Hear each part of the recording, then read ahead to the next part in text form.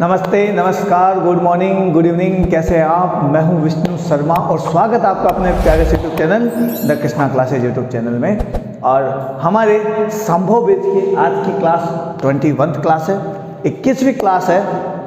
20 class हमने पढ़ी है, अच्छे अच्छे super concept, most important questions, exam में आने वाले क्वेश्चंस, पैटर्न बेस्ड क्वेश्चंस, बहुत चीज़ों पे हमने डिस्कस किया है। आज की क्लास भी ऐसे ही कुछ खतरनाक होने वाली है, धमाकेदार होने वाली है, क्योंकि आज हम उन कॉन्सेप्ट पर बात करेंगे, उन सवालों पर बात करेंगे जो देखने में तो हमें डरावने लगते हैं बट है बड़े आसान, हम कर नहीं पाते उन्हें। क्यों? क्योंकि वो जो सवाल है उनके कॉन्सेप्ट को हम पकड़ नहीं पाते हैं, इसलिए हमें डर लगता है और वो सवाल छूट जाते हैं। जबकि एग्जाम पॉइंट ऑफ व्यू से वेरी मोस्ट इंपॉर्टेंट क्वेश्चन है, क्योंकि एग्जाम में हमेशा उनसे रिलेटेड या उस कॉन्सेप्ट पर बेस्ड क्वेश्चन हमेशा पूछे जाएंगे। ठीक है, चलिए। तो हमारा जो टॉपिक चल रहा था, चैप्टर चल रहा था, वेक्टर चल रहा था, सदिश चल रहा था।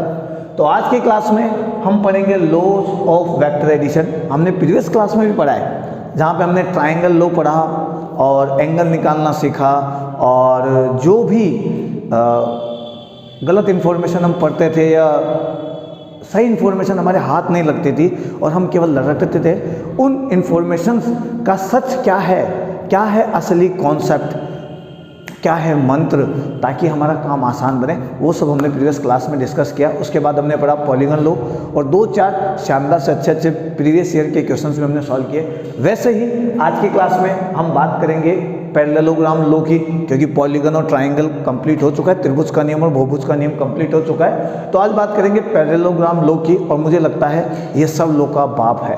कहने का मतलब, यदि आपको पैरेललोग्राम लॉ आता है, उसका फॉर्मूला आता है, तो आप वेक्टर्स से आने वाले या वेक्टर से रिलेटेड बहुत सारे क्वेश्चन आप आसानी से सॉल्व कर लेंगे। बट पैरेललोग्राम में भी कुछ प्रॉब्लम्स होती है, कुछ कॉन्सेप्ट जो अधूरे रहते हैं, तो उनके बारे में भी हम डिस्कस करने वाले हैं। साथ ही साथ में हम पैरेललोग्राम पर बेस्ड या लॉज ऑफ वेक्टर एडिशन पर बेस्ड कुछ मोस्ट इंपॉर्टेंट क्वेश्चंस भी करेंगे, और साथ ही इसके बाद हम पढ़ने वाले products of vector, scalar product, जो आपका वेक्टर प्रोडक्ट है, क्रॉस प्रोडक्ट, डॉट प्रोडक्ट, जो भी है उस टाइप की क्या क्या हमारे प्रोडक्ट्स वाले जो सवाल बन सकते हैं, क्या क्या प्रोडक्ट से बेस्ड रिलेटेड कॉन्सेप्ट पर कुछ पैटर्न बेस्ड सवाल आते हैं, और किस टाइप के जो स्पेशल कॉन्सेप्ट जिन्हें हमें याद रखना है या जिन्हें हमें ध्यान रखना है, ताकि हमारे जो डिफ़िकल्ट क्वेश्चन है वो फटाफट हो जाए, उन सब के बारे में हम डिस्कस करने वाले हैं। ठीक है, चलिए। आज की क्लास इमरजेंसी में है, क्योंकि जल्दी ही लाइट्स आने वाली है, और फिर आज संडे को मैं रिकॉर्ड नहीं कर पाऊँगा,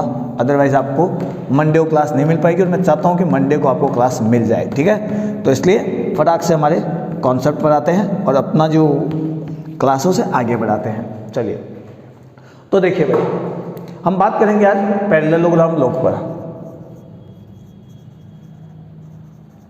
मैं इतना ही लिखूंगा, पैरेललोग्राम लॉ यानी समांतर चतुर्भुज का नियम, समांतर चतुर्भुज का नियम। ठीक है, ट्राइंगल वाले लॉ में जब मैंने पढ़ाया था ट्राइंगल लॉ को, तो मैंने बताया था कि कुछ कहानी पिक्चर जो थी, मतलब वो इंटरवल के बाद की थी, और कुछ पिक्चर इंटरवल से पहले की थी, लेकिन हमें पूरा नहीं ध्यान रहता है और हम इंटरवल के बाद की कहानी पर पूरा फोकस करते हैं। जिनको ये नहीं पता है कि मैं किस इंटरवल की बात कर रहा हूँ, वो पहले प्रीवियस क्लास जाकर देखिए, फिर आपके समझ में आएगा, और ये क्लास फिर आपको फटाक से समझ में आएगी, वरना आपके मन में बहुत सारे डाउट रहने वाले हैं। ठीक है, तो हमने पढ़ा पिक्चर के बारे में, इंटरवल से पहले, इंटरवल के बाद में। इसमें वो काम आने वाला है। मैंने कल भी कहा था कि जब हम पैरेललोग्राम लॉ पढ़ेंगे, समांतर चतुर्भुज का नियम पढ़ेंगे, तो आपको ये बात समझ में आ जाएगी। तो जिसने रेगुलर क्लास देखी है उसको पूरा कॉन्सेप्ट समझ में आएगा, और मैं गारंटी से कह सकता हूँ इसके बाद कभी भी आपको जो ये वेक्टर एडिशन है उसमें कभी प्रॉब्लम नहीं आने वाली है, चाहे वो एंगल से रिलेटेड प्रॉब्लम हो, चाहे वो डायरेक्शन से रिलेटेड प्रॉब्लम्स हो। ठीक है, बट आपको पहले ये क्लासेस ढंग से देखनी पड़ेगी। चलिए भाई, मैं केवल फिजिक्स को आसान बनाकर तुम्हें दे सकता हूँ, प्रैक्टिस तुम्हें खुद को ही करनी पड़ेगी। ठीक है, चलिए। तो समांतर चतुर्भुज का नियम ये कहता है, या पैरेललोग्राम लॉ ये कहता है कि जब दो वेक्टर्स, मैंने इस वेक्टर को लिया ए वेक्टर, इधर लिख देता हूँ मैं, इसको मैंने लिया ए वेक्टर, जब दो वेक्टर किसी कॉमन पॉइंट से गुजरे, किसी कॉमन पॉइंट से गुजरे, किसी एक पॉइंट से गुजरे और दोनों के बीच में एंगल हो कुछ, जिसको मैंने ले लिया है थीटा, कुछ एंगल हो थीटा, तो इन दोनों का रिजल्टेंट बीच में से जाता है, इन दोनों के बीच में से। मैंने कल भी कहा था दोनों के बीच में से, बीच का मतलब ये दिन के बीच में 90 डिग्री है तो 45 नहीं कह रहा हूँ मैं, या 60 है तो ऐसे नहीं कि इधर एक लाइन गुजार दी मैंने 30 एंगल पे, ये नहीं, बीच में से मतलब इन दोनों के बीच का जो स्पेस है वहाँ से जाएगा, और वो कितने एंगल पर जाएगा उसके लिए भी मैंने आपको फॉर्मूला बताया था ट्रायंगल लॉ में, लेकिन यहाँ पर मैं ऐसा फॉर्मूला बताऊंगा जो सब में काम करेगा, ठीक है।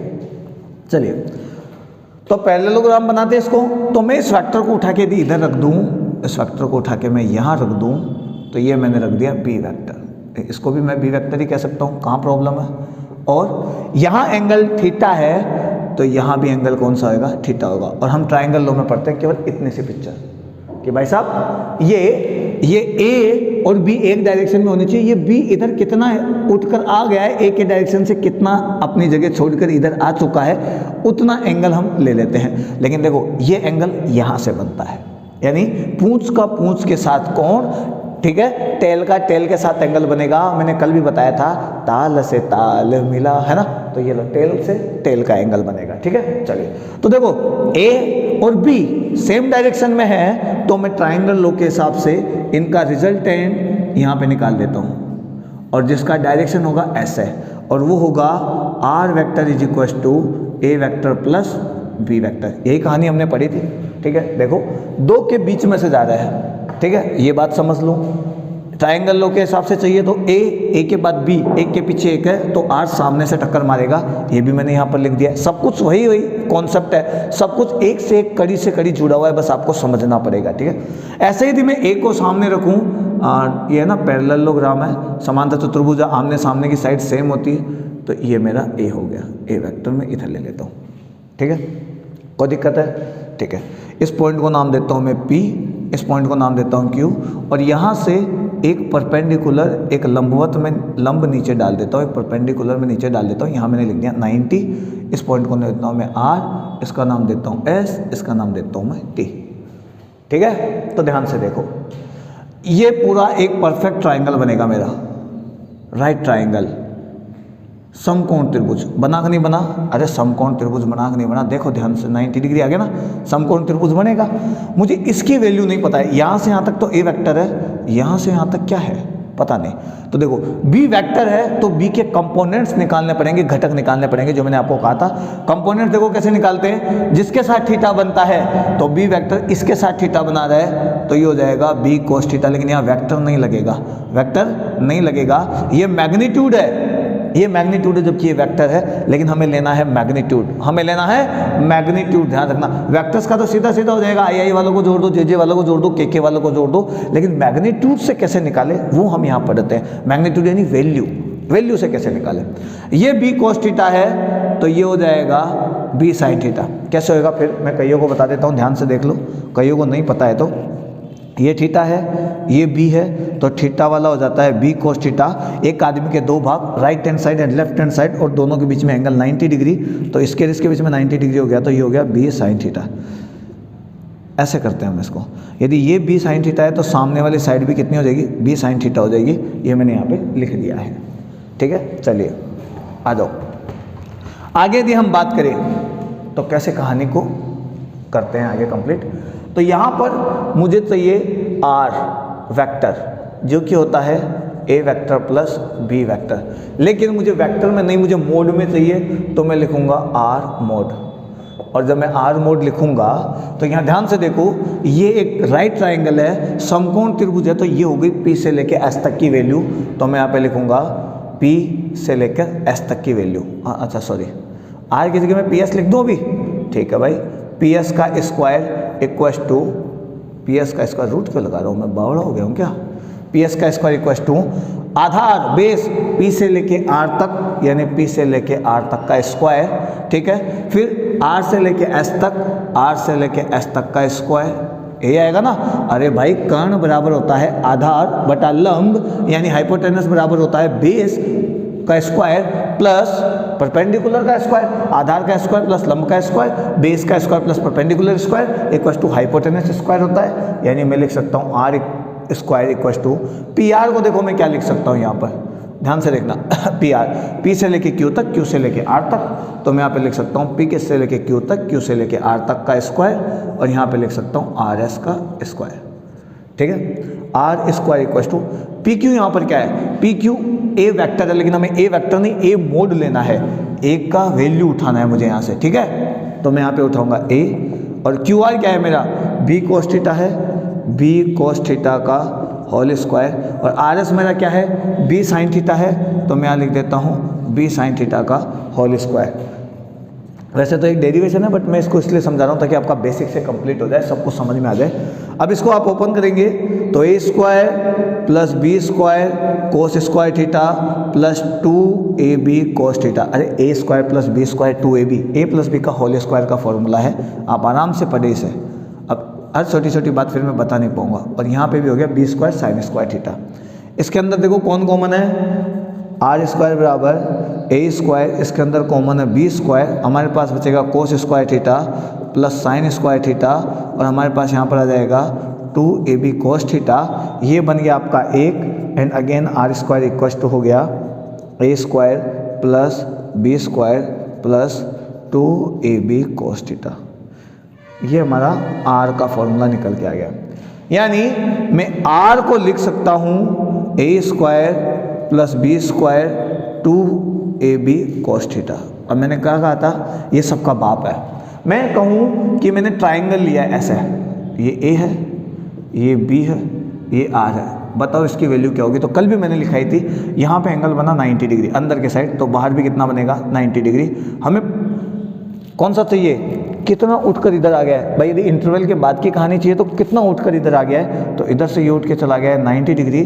कोस 90 यहाँ पर रखोगे तो कोस 90 जीरो होएगा, ये पूरा मैटर जीरो हो जाएगा। आर बराबर आपके पास बच जाएगा A square plus B square का रूट। देखो हो गई कहानी कंप्लीट। और यहाँ पर भी मैंने क्या लिखा था, ए एक्स स्क्वायर प्लस ए वाई स्क्वायर। ए एक्स स्क्वायर में ए है, ए वाई स्क्वायर में मेरा बी है, कहीं प्रॉब्लम ही नहीं। देखो ए स्क्वायर में मेरा ए है, ए वाई स्क्वायर में मेरा बी है, यानी ए स्क्वायर प्लस बी स्क्वायर, वही फॉर्मूला बनने वाला है। यानी ट्राइंगल लो भी यहाँ से सेटिस्फाई हो जाएगा। बस आपको पता होना चाहिए, लेकिन उसके बिना काम नहीं होगा। ठीक है, ये इसका कोई मतलब नहीं है, फॉर्मूला याद करो, फॉर्मूला मोस्ट इंपॉर्टेंट है। ये तो एक स्पेशल समझाने के लिए क्या, फॉर्मूला मोस्ट इंपॉर्टेंट, फॉर्मूला ही है जो है इसमें। ठीक है, काम की चीज़ यही फॉर्मूला है, बड़े काम की चीज़ है ये। अब थोड़ा सा आगे बढ़ते हैं, हमें एंगल भी चाहिए। ये आर कितने डिग्री एंगल पे आया है, इसे मैं अल्फा एंगल बोलूँगा। यहाँ से कितना डिग्री पे खींचूँ मैं, ध्यान से देखो, यहाँ से कितना डिग्री पे खींचूँ, या इसके साथ कितना एंगल बनाएगा। देखो ये पूरा थीटा है, तो ये बनाएगा थीटा माइनस अल्फा। ध्यान से देखना, लेकिन हमें एंगल बेस से चाहिए, हमें एंगल बेस से चाहिए। और कल भी मैंने एक चीज़ बताई थी आपको, टेन अल्फा का फॉर्मूला हमेशा होता है वाई बाई एक्स, यानी tan alpha equal to Y हमारा है ये बी साइन थीटा। ठीक है, और ए हमारा ये है, एक्स हमारा ये है पूरा एक्स, यानी ए और ये दोनों ऐड हो जाएंगे और हमारे पास आएगा ए प्लस बी कोस थीटा। ये वेक्टर नहीं है, मैं अभी भी कह रहा हूँ, इनके ऊपर तीर का निशान नहीं है, यानी ये मैग्नीट्यूड है। मैग्नीट्यूड यानी बी मोड है, ये सही है, समझ में आ गया। बी मोड है, वेक्टर के ऊपर मोड लगा दिया, यानी आपके पास बी बन गया है। ठीक है, चलिए, मोड यानी आपके पास एक मैग्नीट्यूड आ गया, एक वैल्यू निकल गया भाई। तो ये इसका फॉर्मूला हो गया। देखो यहाँ पे समझ में आया नहीं आया, आगे क्या। चलो एक छोटा सा सवाल भी कर लेते हैं, सवाल करेंगे तभी काम आएगा, वरना तो नहीं आएगा, समझ से बाहर हो जाएगा फिर तो हमारे। और जब तक समझ से बाहर हो गया तो मज़ा कहाँ से आएगा। देखो ठीक है, पहले इसी के ऊपर एक सवाल करते हैं, एक सवाल एक सवाल एक सवाल एक सवाल एक सवाल एक सवाल एक सवाल। ठीक है, ध्यान से देखना भाई। ये एक बस BUS बस ले लेगा, नो प्रॉब्लम। ठीक है, बस बस बस बस बस बस बस बस या मोटर ले लूँ, बोट ले लेता हूँ, BOAT बोट, नाव है ये इधर जा रही है 20 मीटर पर सेकेंड से। 20 की जगह मैं थोड़ा इतना ही ले लेता हूँ, 12 मीटर पर सेकेंड से जा रही है। कितना जा रही है, 12 मीटर पर सेकेंड से। किधर, नॉर्थ में, उत्तर साइड में। ठीक है, नॉर्थ में जा रही है। हवा जो चल रही है, हवा वो साउथ से ईस्ट में चल रही है, दक्षिण पूर्व दिशा में, दक्षिण पूर्व दिशा में, पूर्व इधर है ना, दक्षिण पूर्व दिशा इधर है गई।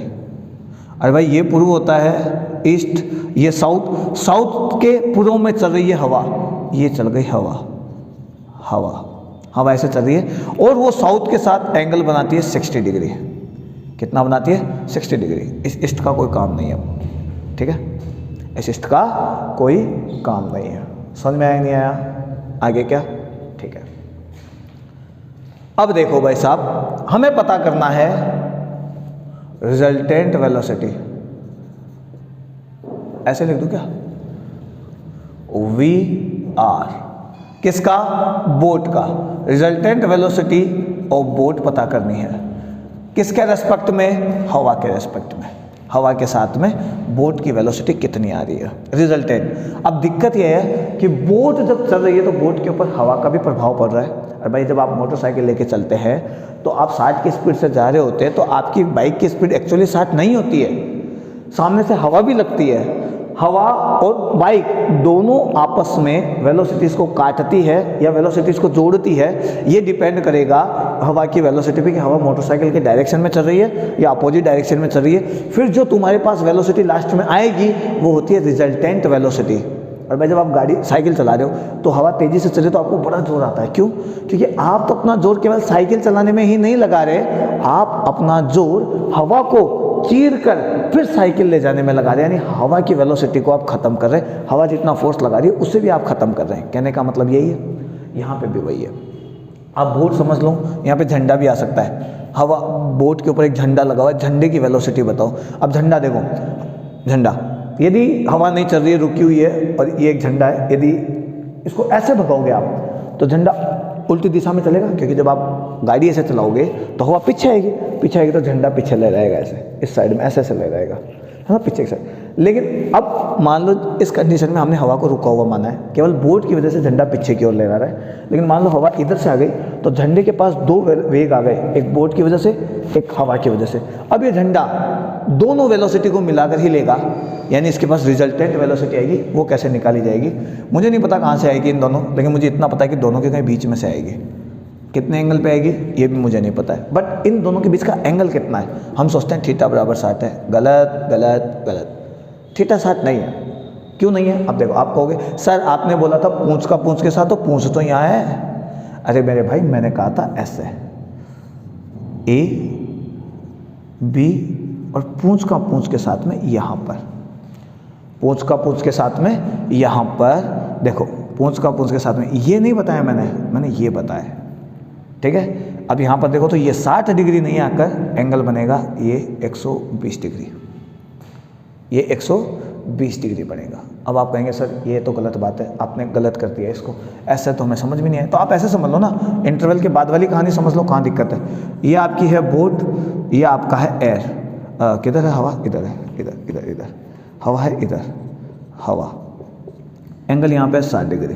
हम इंटरवल के बाद की कहानी लेते हैं, इसको यहाँ पहुँचाते हैं तो इसका डायरेक्शन भी कुछ ऐसे ही होगा, हवा का डायरेक्शन ऐसे होगा।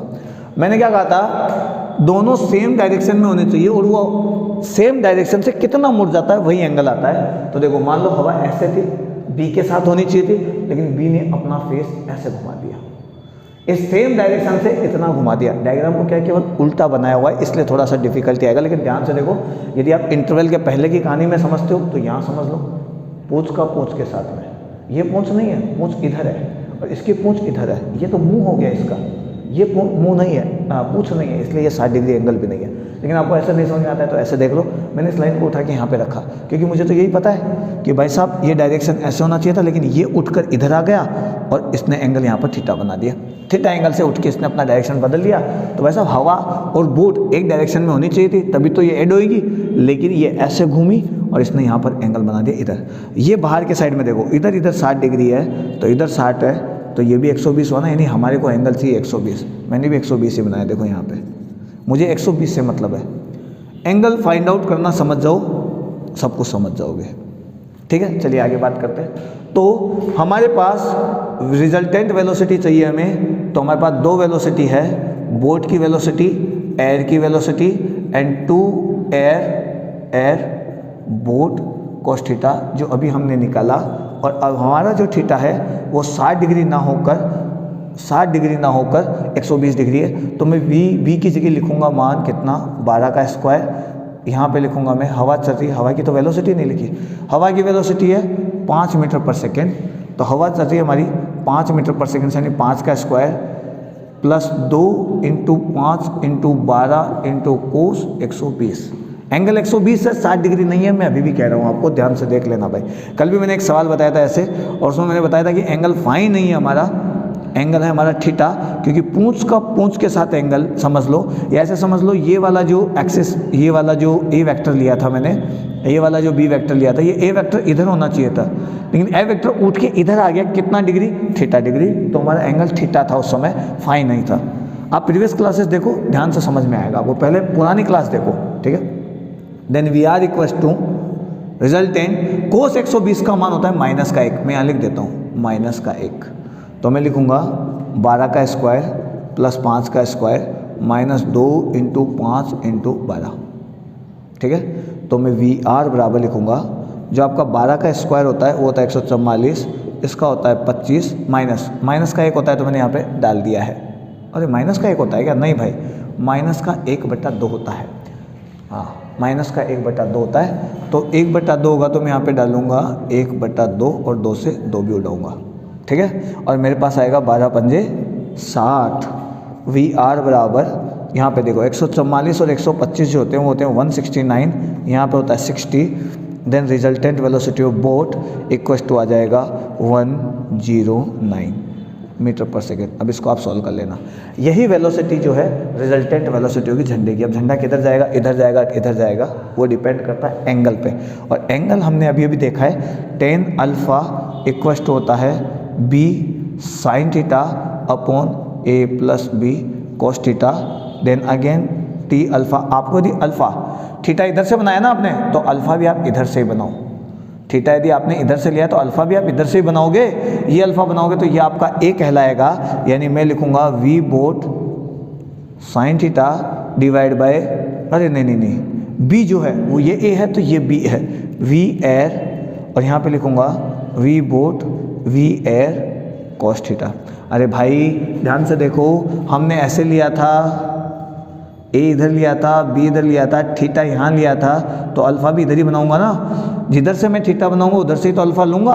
तो a की जगह मैंने बोट लिखा है और b की जगह मैंने एयर लिखा है, फॉर्मूले में मैंने चिपका दिया है। अब ये आपका होमवर्क है, आपको सॉल्व करना है। थीटा हमारा 120 डिग्री है, सॉल्व करोगे आपके पास अल्फ़ा निकल कर आ जाएगा, अल्फ़ा निकल के आ जाएगा तो ये वाला एंगल भी आ जाएगा 120 माइनस अल्फ़ा, और आपको पता लग जाएगा झंडा इधर किधर जाएगा, ठीक है। समझ जाओगे, ये आपका काम है, ये आपका होमवर्क है। अब ये मत कहना कि सर क्या करवा देते हो आप ऐसे ऐसे करके, अच्छा सवाल है इसलिए मैंने आपको करवा दिया, ठीक है। चलो एक थोड़ा हाई लेवल सवाल ले, ट्रिपल ई का सवाल लेते हैं, AI ट्रिपल ई 2002 का सवाल है, ठीक है। उठाते हैं चलो इसको भी अच्छा सवाल था इसलिए ले लेते हैं, ठीक है। सवाल ये कहता है कि आपके पास दो वेक्टर है P और Q, उनका जो मैग्नीट्यूड है वो है 18 न्यूटन। नहीं, मैंने गलत लिखा है क्या? अरे नहीं, सही है।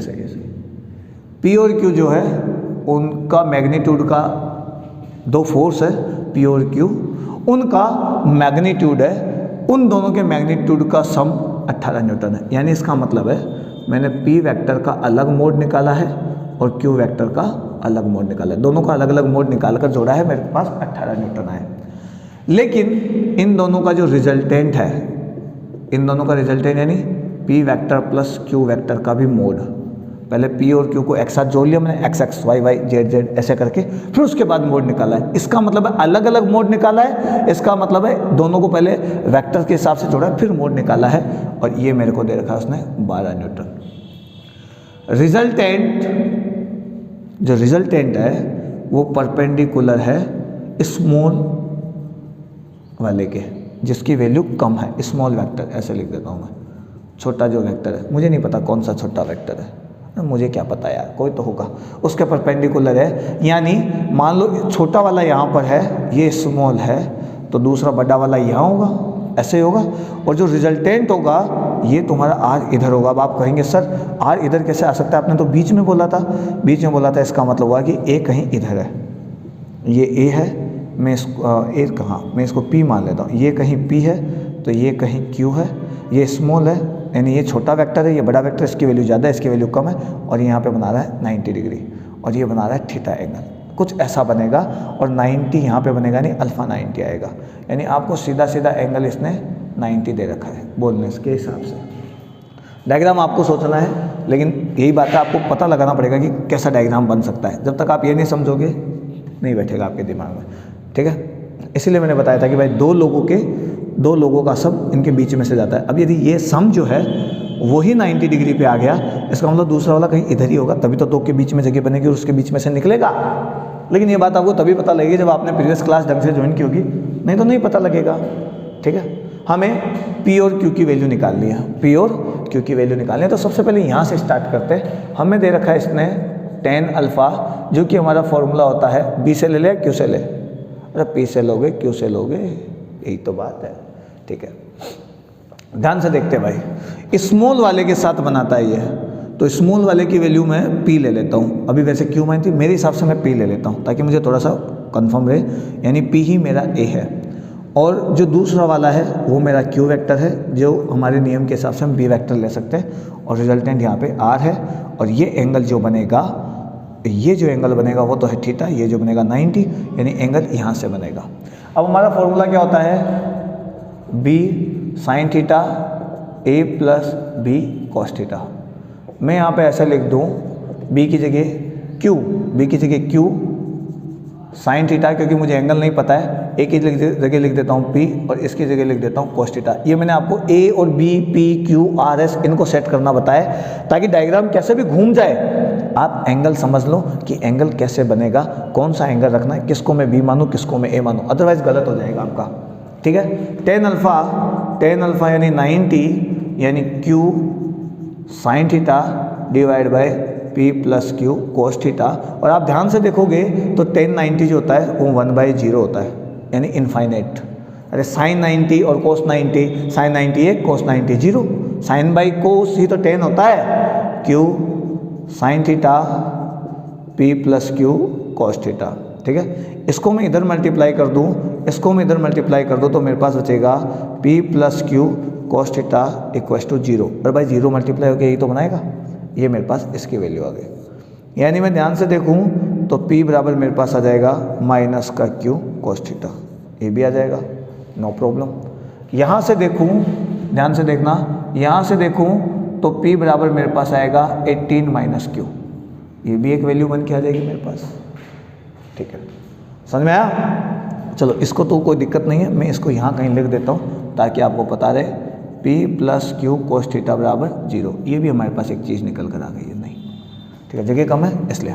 समझ में आया? चलो 2002 का सवाल है, आगे बात करते हैं इसके। यहाँ लिख देता हूँ मैं, कब का सवाल है, 2002 का। तब अच्छे पेपर आते थे, लेवल भी अच्छा खासा आता था, ठीक है। आ जाओ, अभी भी अच्छा आता है, ऐसी बात नहीं है, बट अच्छे सवाल बनते थे कई बार वहाँ पर। हम यहाँ पर लिखिए आर स्क्वायर, आर ही लेने देता हूँ, और यहाँ पर लिख देता हूँ P square plus Q square 2pq cos theta, यही है ना हमारा। तो आर की जगह मुझे जो लिखना है बाद में लिखूंगा, पहले एक साथ लिख दूँ। चलो आर, यहाँ पर देखो p की जगह आप p लिखो, सही रहेगा ना। या मैं q की वैल्यू निकाल लूँ तो भी कोई दिक्कत नहीं है, एक ही बात चलेगी, वहाँ से उठाते हैं अपन। हाँ भाई हाँ, हाँ भाई हाँ, हाँ भाई हाँ। अब सवाल बनेगा यहाँ पर, ठीक है भाई, ठीक है। P की वैल्यू आप उठाओ, आपके पास आएगा 18 माइनस क्यू का स्क्वायर, अरे ये रहा P बराबर 18 माइनस क्यू का स्क्वायर, प्लस Q की वैल्यू आप यहाँ से उठाओ, Q की वैल्यू आप क्यू स्क्वायर ही रहने दो, काम आएगी आपके। कोई दिक्कत नहीं। आप और कुछ करना चाहेंगे, इच्छा है? और ये कोस स्क्वायर में नहीं बदलूँ, मैं इसको बदल दूँ, P की जगह तो क्यू कोस थीटा लिखूँगा, वही वैल्यू निकल के आएगी, स्क्वायर में रहेगी, और क्या दिक्कत है। चलो भाई यहाँ से देखूँ तो P बराबर माइनस का क्यू कोस थीटा हो सकता है मेरे पास, नो प्रॉब्लम। 2P की जगह लिख देता हूँ मैं माइनस का Q cos theta into Q cos theta, ये भी मेरा काम करेगा, स्क्वायर में आ जाएगा, और क्या इससे ज़्यादा तो कोई दिक्कत ही नहीं, लेकिन मुझे इसको बदलना है, थीटा को हटाना है मुझे, कि कोस थीटा की वैल्यू निकलेगी नहीं। यदि मैं यहाँ कोस थीटा रखूँगा तो थोड़ा कॉम्प्लिकेटेड हो जाएगा, तो मैं इसको हटाता हूँ। यहाँ पे देखो पी की जगह तो मैं पी रख देता हूँ, अभी और देख लेंगे अपन ने क्या क्यू के रेस्पेक्ट में उठा लिया ना मान, वरना कोई दिक्कत नहीं थी। चलो कोई बात नहीं, कैसे समझ लो, थोड़ा आसान कर दो क्या इसको, मैं पी कर लूँ, ज़्यादा ठीक रहेगा। हाँ ठीक है, पी उठा लेते हैं, क्या है फिर थोड़ा सा कॉम्प्लिकेशन ज़्यादा हो जाएगा। यानी मैं इधर इधर इधर क्यू की वैल्यू उठाता हूँ यहाँ से, Q equals to 18 minus P, ये थोड़ा ठीक रहेगा। तो यहाँ पे आ जाते हैं वापस, आर बराबर पी की जगह तो मैं लिख देता हूँ पी स्क्वायर, और क्यू की जगह रख देता हूँ 18 माइनस पी का स्क्वायर, टू की जगह 2 रख देता हूँ, पी की जगह पी रख देता हूँ, और क्यू कोस थीटा यहाँ से देखो क्या होता है, क्यू कोस थीटा यहाँ से देखो क्या होता है, माइनस का पी होता है, ये मैं माइनस का पी रख देता हूँ। सब कुछ मेरे पास पी की टर्म में आ गया ना, इसलिए मेरे को फ़ायदा हो जाएगा। यहाँ पर मैं क्यू रखता, फिर क्यू को वापस पी बदलता तो थोड़ा सा डिफिकल्ट सा होता था, इसलिए मैंने पी बना दिया सबको। ये बन गया आपका पी स्क्वायर, था ध्यान से देखना। और ठीक है, इसको खोल लो आप, 18 का स्क्वायर प्लस पी का square minus 2 into P into 18, अरे A square plus B square minus का 2ab, और यहाँ पे बनेगा माइनस का 2p स्क्वायर। देखो भाई, पी स्क्वायर से पी स्क्वायर दोनों मिलके ये 2p स्क्वायर उड़ गया, और हमारे पास जो r बचा है, यदि इसको यहाँ से उठा दूँ मैं, रूट को हटा दूँ तो यहाँ पे r स्क्वायर आ जाएगा, और मेरे पास बचेगा 18 का square minus 2 into P into 18। जो आपका आर स्क्वायर है, आर की वैल्यू आपको दे रखी है, कहीं ना कहीं दे रखी है भाई 12 न्यूटन, यानी आर मोड दे रखा है आपको, और इसका मतलब भी यही है हमारे पास ये जो वैल्यू है आर मोड ही है, यानी मेरे पास 12 दे रखा है, तो मैं लिखूंगा 12 का स्क्वायर, यहाँ पे लिखूंगा मैं 18 का स्क्वायर, यहाँ पे लिखूंगा 2 इंटू पी इंटू 18, इसको मैं इधर ले आता हूँ, तो 18 दूना 36 पी हो गया आपके पास, 18 दूना 36 इधर आया, आपके पास यहाँ पे बचेगा 18 का स्क्वायर माइनस 12 का स्क्वायर, 36 पी बराबर 18 का स्क्वायर आप कर लेना, या मैं निकाल के दूँ आपको,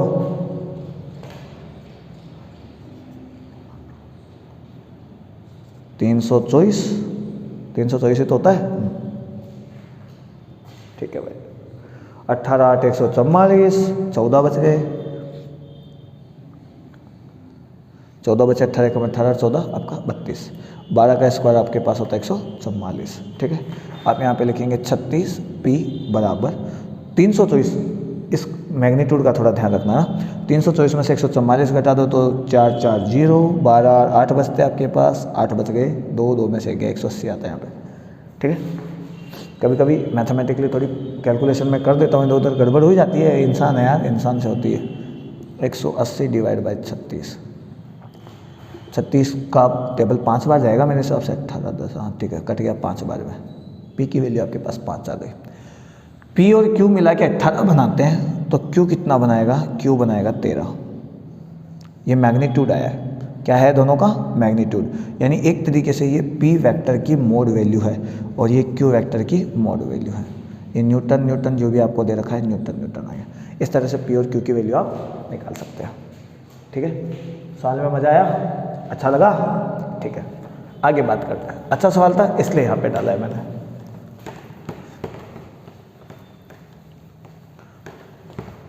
चलो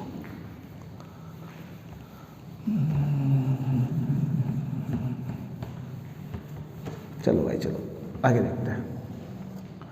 यदि मैं तुम्हें कहूँ कि भाई साहब मुझे a माइनस बी वेक्टर चाहिए, तो आप क्या करेंगे?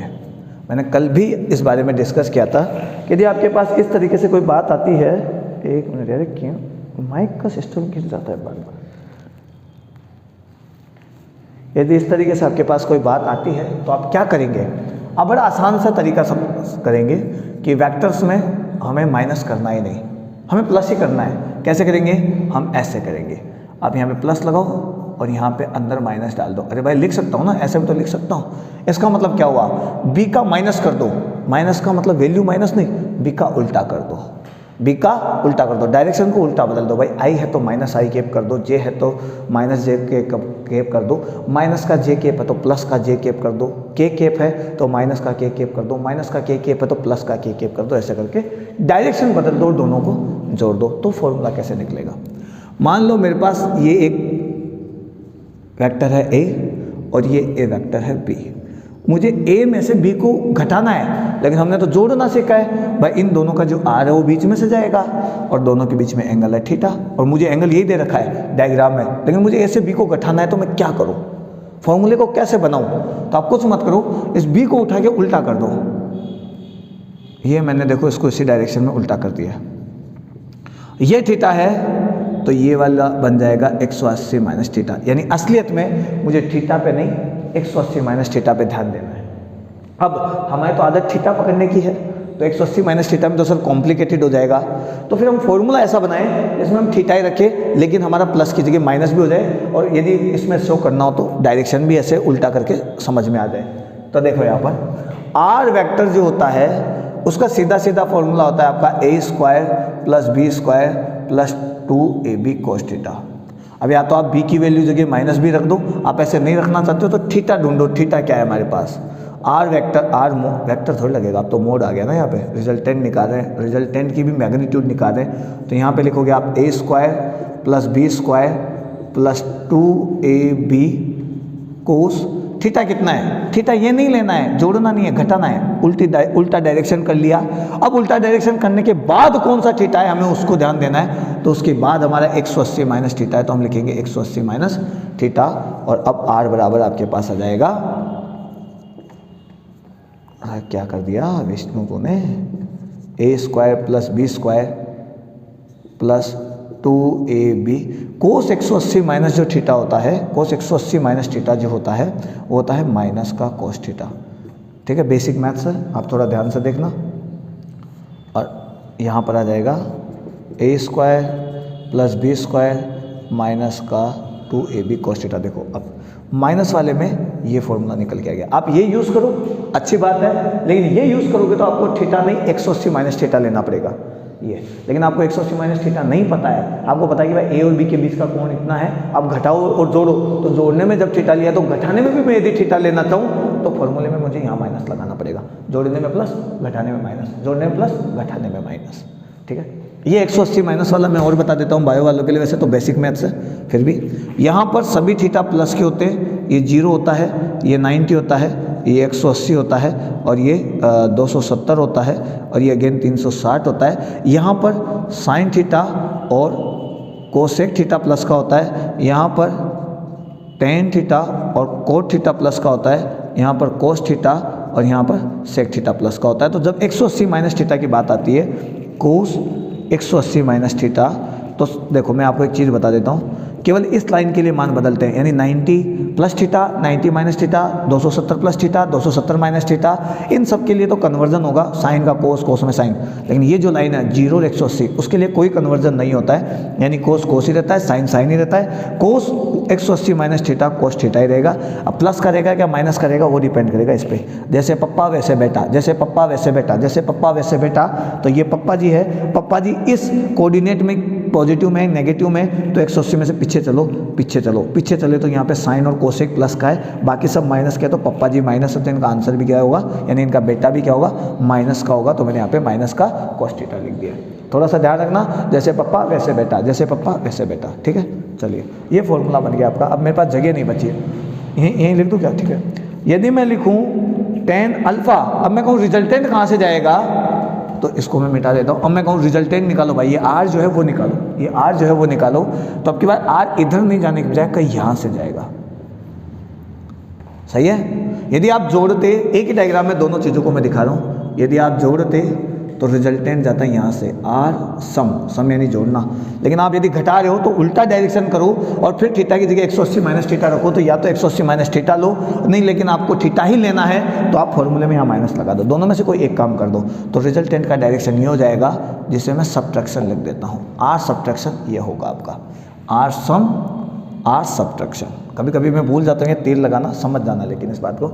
यहाँ से एंगल अल्फ़ा है, अल्फ़ा सम, तो यहाँ से एंगल मैं ले लेता हूँ अल्फ़ा सब्ट्रैक्शन। अब ये एंगल कितना बनेगा, तो इस एंगल के लिए लिखो टेन अल्फ़ा सब्ट्रैक्शन, ये लो, बराबर हमारे पास फॉर्मूला होता है बी साइन थीटा, कोई दिक्कत नहीं, लेकिन हम यहाँ पे लेते हैं ए प्लस बी कॉस थीटा, ये लेते हैं ना, लेकिन ये गलत बात है, यहाँ पर प्लस नहीं लेना है क्योंकि हम माइनस ले रहे हैं, तो माइनस लेना है और कहानी यहाँ तक खत्म।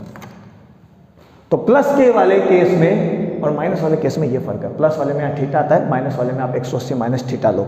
आपको ये 180 माइनस थीटा कहाँ से आया, उसके लिए मैंने बता दिया, आप इसका डायरेक्शन बदल लो और अब वही नियम उठा लो। डायरेक्शन बदल के जो भी आपका नियम है वो उठा लो। आपको ए चाहिए, बी चाहिए, 2 चाहिए, ए चाहिए, बी चाहिए और यहाँ पे थीटा चाहिए। थीटा पूंछ के साथ बनेगा, पूंछ का पूंछ के साथ। अब की बार आपने डायरेक्शन उल्टा किया तो ये इधर है, ये इधर है, इसका पूंछ के साथ एंगल 180 माइनस थीटा है। फॉर्मूले को आगे सॉल्व करूँगा तो माइनस आ जाएगा। यदि आपको पहले से पता है कि ये 60 डिग्री बनाते हैं तो आप यहाँ 120 रख के सॉल्व कर लो। तो ये 120 रखोगे तो वही माइनस का 1/2 आएगा, वैल्यू माइनस में चल जाएगी। लेकिन यदि आपको थीटा ही चाहिए, नहीं भाई मैं तो 60 से ही काम चलाऊंगा, मुझे 120 पे ध्यान ही नहीं देना इधर, तो 120 पे मत दो, 60 पे दे लो। लेकिन तब आप फॉर्मूला ये यूज़ करो, थीटा चाहिए तो ये और 180 माइनस थीटा चाहिए तो ये। देख लो भाई, समझ गए? क्लियर है? ठीक है, समझ में आया? थोड़ा सा इस बात को बेसिक को ध्यान रखना, यही है। अब एक सवाल जो इसमें से सबसे ज़्यादा बार बनता है, 2 सवाल बनते हैं। क्लास को मैं इतना ही खींचूंगा क्योंकि पेन में इंक खत्म हो रही है। प्रोडक्ट की क्लास हम कल रखेंगे जिसमें हम प्रोडक्ट्स ऑफ वेक्टर पढ़ेंगे, क्योंकि मैं घास नहीं काटना चाहता उसमें। वो बहुत इंपॉर्टेंट टॉपिक है, बहुत सारे अच्छे अच्छे सवाल यहाँ से बनेंगे। और आगे के जो हायर टॉपिक्स है, वर्क हुआ, आपका फ्लक्स हुआ, टॉर्क हुआ, ये सब भी वहाँ पर आने वाला है। मोमेंटम हुआ, एंगुलर मोमेंटम हुआ, ये सब उन्हीं से सॉल्व होएगा। इसलिए हम फिर नेक्स्ट क्लास में रखेंगे। आज केवल 2 सवालों की बात करते हैं। इससे पहले मैं कुछ एक चीज़ और बता देता हूँ आपको। ये आपका एक बेसिक ले लेता हूँ मैं। यदि आपके पास ये है ए और ये भी है ए, ये भी ए वेक्टर है, ये भी ए वेक्टर, और दोनों के बीच में एंगल है 90 डिग्री। दोनों के बीच में एंगल है 90 डिग्री। तो ध्यान रखना, इसका जो रिजल्टेंट है, दोनों का जो सम है आर वेक्टर, ये आपका, भाई मैं मोड में लिख देता हूँ सीधा सीधा, आर वेक्टर का जो मोड है यानी जो वैल्यू है, रिजल्टेंट है। यदि ये भी ए है, ये भी ए है, ए वेक्टर में लिखा है मैंने, लेकिन मुझे मतलब है मोड से, वैल्यू से। तो यदि ये भी ए है, ये भी ए है, तो ये बनेगा a√2। ध्यान से देखना, क्या बनेगा? a√2 और एंगल यहाँ पर आ जाएगा 45 डिग्री। क्लियर सी बात है, आधा। ठीक है, यहाँ देखो, यदि ये भी a है, यदि ये भी a है, ये तब लगता है जब दोनों ही वेक्टर सेम हो और दोनों के बीच में 60 डिग्री एंगल है। अब आप कहोगे सर 60 डिग्री को ऐसे कैसे बना दिया, तो मैं ऐसे ले लेता हूँ, ये लो, ये 60 डिग्री एंगल है। तो इन दोनों का जो रिजल्टेंट है वो वहीं बीच में से जाएगा निकल के, और ये हो जाएगा a√3। आराम से चेक करो, समझ में आएगा आराम से। a√3 tan अल्फा के लिए आप वैल्यू निकाल ही सकते हो, आपको खुद को ही पता होगा, दिमाग लगाना, समझ में आएगा फटाक से। अदरवाइज तो समझ जाओगे आप। ठीक है, लेकिन मैंने रिजल्टेंट निकालने के लिए आपको बताया। ठीक है, जैसे मैंने इसमें 45 बता दिया, वैसे अपना दिमाग आप खुद लगाओ, थोड़ा सा कैलकुलेट करो, क्योंकि बता सकता हूँ मैं, लेकिन मैं चाहता हूँ आप थोड़ा सा दिमाग लगाए, समझ जाएंगे। ठीक है, चलिए आगे बात करते हैं। यदि आपके पास ए और ए है, ए और ए है, दोनों ही सेम है, लेकिन अब की बार एंगल बन रहा है आपका 120 डिग्री है, 120 डिग्री। तो 120 डिग्री पे रिजल्टेंट हमेशा सेम आएगा, इन दोनों वेक्टर्स के सेम आएगा, इन दोनों वेक्टर्स के सेम आएगा, ये यही रहेगा। और अब आपको अल्फ़ा खुद निकालना है, ये 2 काम मैं आपको देता हूँ। ठीक है, दोनों के लिए अल्फा आपको निकालना है। यदि दोनों वेक्टर सेम है तो उनका रिजल्टेंट, उनका परिणामी सदिश की जो वैल्यू होगी, मैग्नीट्यूड होगा, वो a√2 होगा। यदि दोनों के बीच में 60 डिग्री है, 90 डिग्री है, तो a√2। यदि दोनों वैल्यू सेम है और एंगल दोनों के बीच में 60 डिग्री है, तो ये बनेगा a√3। रिजल्टेंट का मैग्नीट्यूड, ठीक है, परिणामी सदिश का मान a√3 होगा। और यदि दोनों वेक्टर्स के बीच में 120 डिग्री का एंगल है, दोनों की वैल्यू सेम है, तो परिणामी सदिश का मान केवल a होगा, यानी दोनों के बराबर आएगा, दोनों वेक्टर्स के बराबर आएगा। ये बात आप थोड़ा सा ध्यान रखना। अल्फा आप खुद निकालोगे। अब आप कहेंगे सर ये क्यों बताया आपने? ठीक है, मैं प्रूव भी करके देता हूं आपको। ठीक, ये जो सबसे कॉमन और मोस्ट इंपोर्टेंट सवाल है, ये है, if R vector equals to A vector plus B vector and R mod equals to A mod B mod. R की वैल्यू ए मोड और बी मोड के इक्वल है, यानी आर का मैग्नीट्यूड ए के मैग्नीट्यूड के इक्वल है, आर का मैग्नीट्यूड बी के मैग्नीट्यूड के इक्वल भी है, और ए और बी का मैग्नीट्यूड भी सेम है। Find angle between A vector and B vector, यानी ए और बी दोनों सेम है, और जो रिजल्टेंट आ रहा है वो भी दोनों के बराबर ही आ रहा है, यानी जो वैल्यू ए की है वही वैल्यू बी की है, वही वैल्यू आर की है। समझ गए। और आर जो है वो ए और ए वेक्टर बी वेक्टर का सम है, यानी दोनों का जोड़ का जो रिजल्टेंट निकलता है वो है। तो हमें ए और बी के बीच का एंगल चाहिए। अब हमें ये नहीं पता ए और बी के बीच का एंगल कैसे निकालें। देखो, मैं यदि आपको कहूँ कि भाई ये भी ए वेक्टर है और मैं कहूँ कि कहीं ना कहीं ये आपका बी वेक्टर है, तो ये बीच में से निकलेगा आर वेक्टर। लेकिन मैं कहूँ कि नहीं, जो ए है वही बी है, तो बी की जगह भी मैं लिख देता हूँ ए वेक्टर। और मैं आपको कहूँ कि नहीं, यदि ये दोनों सेम है तो ये जो आर वेक्टर आएगा वो आना चाहिए एक्चुअली में ए ही। दोनों सेम है तो ये भी सेम ही आना चाहिए, यानी ए वेक्टर ही आना चाहिए। यदि मैं इसको लिखूँ ए मोड और इसको लिख दूँ मैं ए मोड, तो ये भी मेरे पास क्या आना चाहिए, ए मोड। यानी दोनों सेम है और दोनों सेम होने के बाद इनका जो रिजल्टेंट है वो भी सेम है। इसने बोला है ये ऐसा केस कब होता है, जब इन दोनों के बीच में एंगल होता है 120 डिग्री। अभी बताया मैंने कि दोनों सेम और दोनों के बीच में एंगल यदि 120 डिग्री है तो उनका जो रिजल्टेंट होगा उसका मैग्नीट्यूड भी उन्हीं के इक्वल आएगा, उन्हीं के मैग्नीट्यूड के इक्वल आएगा। यानी ये भी ए मोड होएगा, यानी थीटा असलियत में 120 डिग्री है। ये तो है अपना तरीका, एकदम बेसिक कॉन्सेप्ट। मंत्रास, इसको मैं लिख सकता हूँ मंत्रास, जो हमारा कॉन्सेप्ट आसान बनाते हैं।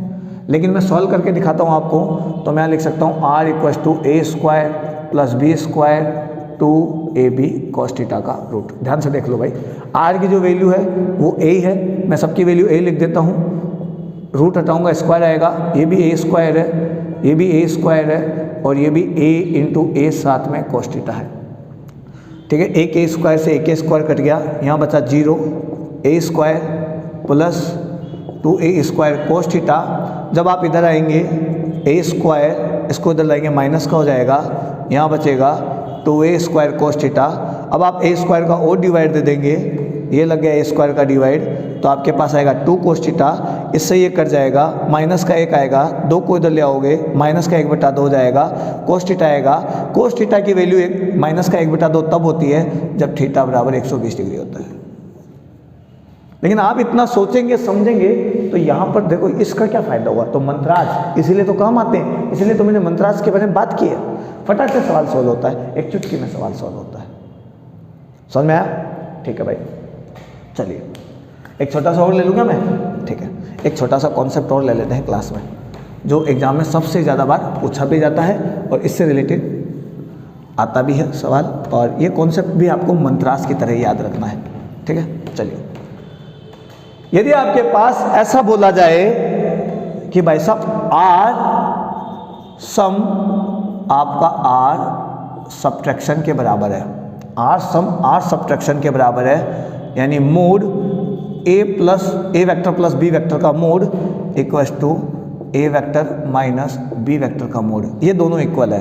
तो ए और बी के बीच में एंगल निकालो, find angle between A and B. इसका भी मैं मंत्र बताऊंगा आपको अभी। ठीक है, आप यदि सॉल्व करेंगे तो A square plus B square 2ab cos theta लिखेंगे, इधर आपका रूट आएगा, इधर आप लिखेंगे A square plus B square minus 2ab cos theta, इधर भी रूट आएगा। अरे माइनस वाले के लिए माइनस लेते हैं, इससे मैंने ये उड़ा दिया, मेरे पास बचा A square plus B square plus 2ab cos theta, इधर मैंने लिखा A square plus B square minus 2ab cos theta, A square B square उठ गया, मेरे पास बचा 2ab कोस थीटा। इसको मैं इधर ले आता हूँ, ये भी बचा 2ab कोस थीटा, यहाँ पे बचा 0 और ये बच गया 4ab कोस थीटा बराबर 0।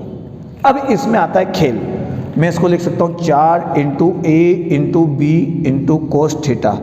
इसमें से इन चारों लोगों में से कोई एक ऐसा आदमी है जिसकी वैल्यू 0 बनती है। 4 तो 0 है ही नहीं। ए वेक्टर और बी वेक्टर के लिए मैंने नहीं बोला कि ये 0 वेक्टर है, शून्य सदिश नहीं बोला, यानी इनका कुछ ना कुछ वैल्यू मैग्नीट्यूड कुछ ना कुछ है, यानी ये भी 0 नहीं है, ये भी 0 नहीं है, यानी केवल ये एक मास से बचते हैं जिनकी वैल्यू 0 है, और ये वैल्यू तभी 0 आएगी, कोस थीटा तभी 0 होगा जब थीटा बराबर कितना हो जाएगा, 90 हो जाएगा। यानी इसका मतलब है इस केस में परपेंडिकुलर होगा बी वेक्टर के, ए परपेंडिकुलर बी वेक्टर होगा, उस केस में आर, यानी आप दोनों का योग लिखना चाहो, आर सम आर सब्ट्रैक्शन के बराबर हो जाएगा, यानी मोड ए प्लस बी, ए वेक्टर प्लस बी वेक्टर बराबर हो जाएगा mode A vector minus B vector के। समझ गए? तो जब भी दोनों सदिशों का योग का मान दोनों सदिशों के घटाव के मान के बराबर आ जाए तो इसका मतलब दोनों के बीच में एंगल है 90 डिग्री। अब मैंने कहा मैं आपको मंत्र बताऊंगा, ये तो है पूरा प्रोसीजर, मैं बात करता हूँ मंत्र की, यहीं छोड़ देता हूँ मैं इसको इतना सा करके। मंत्र भाई, मंत्र मंत्र मंत्र MANTRA। देखो आपको पता है कि ये formula A² + B² + 2AB cos theta होता है जोड़ का, और घटाव का फॉर्मूला होता है यानी सब्ट्रैक्शन का फॉर्मूला होता है A² + B² माइनस का 2AB cos थीटा। अब मैं आपको ऐसे कहूँ कि ये दोनों बराबर है, बराबर यानी रूट भी है, सब बराबर है, लेकिन इसमें दिक्कत क्या है, ये भी बराबर है, ये भी बराबर है, ये भी बराबर है, ये बराबर है, फर्क है केवल यहाँ पर वैल्यू बराबर है लेकिन साइन बराबर नहीं है। तो कुछ ऐसी वैल्यू आ जाए कि दोनों बराबर हो जाए, या तो यहाँ पे कुछ ऐसा रखा जाए कि ये माइनस बन जाए, या यहाँ पे कुछ ऐसा रखा जाए कि ये प्लस बन जाए, लेकिन थीटा तो दोनों का सेम होना चाहिए। और एक थीटा पर एक साइड वैल्यू प्लस की एक साइड वैल्यू माइनस की आ नहीं सकती। और भाई 30 डिग्री का मान यदि साइन 30 का मान 1/2 होता है तो ये 1/2 ही होगा, यहाँ माइनस 1/2 नहीं हो सकता कि कभी 1/2 ले लिया, कभी एक माइनस का 1/2 ले लिया।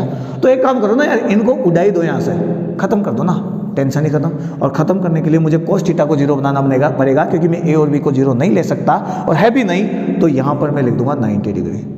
थीटा बराबर 90 डिग्री, ये मैटर भी 0 क्योंकि cos 90 0 हो जाता है, और ये मैटर भी 0 cos 90 0 हो जाता है। और देखो ये वैल्यू इस वैल्यू के बराबर आ रही है, इसका मतलब थीटा दोनों के बीच में 90 डिग्री बनेगा। 100% फिक्स है, हमारी कंडीशन सेटिस्फाई हो रही है।